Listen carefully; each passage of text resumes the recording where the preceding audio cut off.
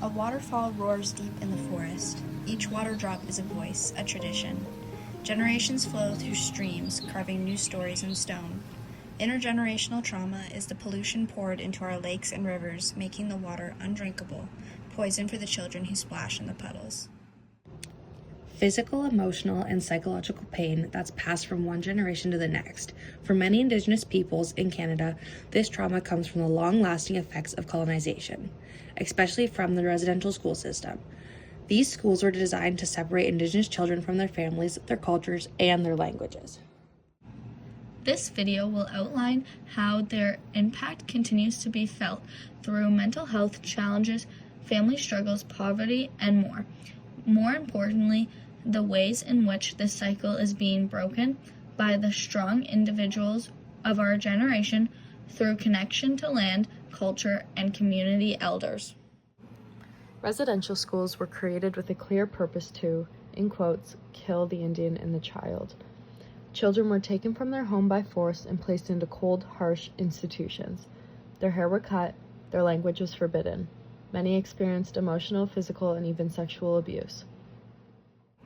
Because they were raised without love, safety, or proper parenting, many survivors struggled as adults to build healthy families. The 60 Scoop is a continuation of residential schools because children were still being taken away from their homes and communities.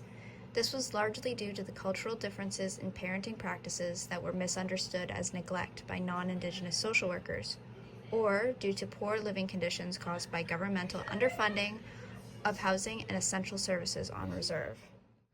Those affected by intergenerational trauma have shorter life expectancies and face higher rates of violence. Complex mental and physical health conditions are often coexisting in each other, like anxiety, diabetes, high blood pressure, and heart disease. The damage from residential schools is still felt in Indigenous communities today. Many families face higher rates of mental illness, substance use, and suicide. Poverty, unemployment, and discrimination still remain major challenges in these communities. These problems are not simply individual struggles. They are the result of a system that tried to erase Indigenous identity and culture. Children and grandchildren of survivors still carry the emotional and psychological weight of what their parents and grandparents lived through. This is what we know as historical trauma or intergenerational trauma. The trauma caused by residential schools didn't end when the schools shut down. It continues to affect families and communities today, throughout mental health struggles, broken relationships, and loss of cultural identity.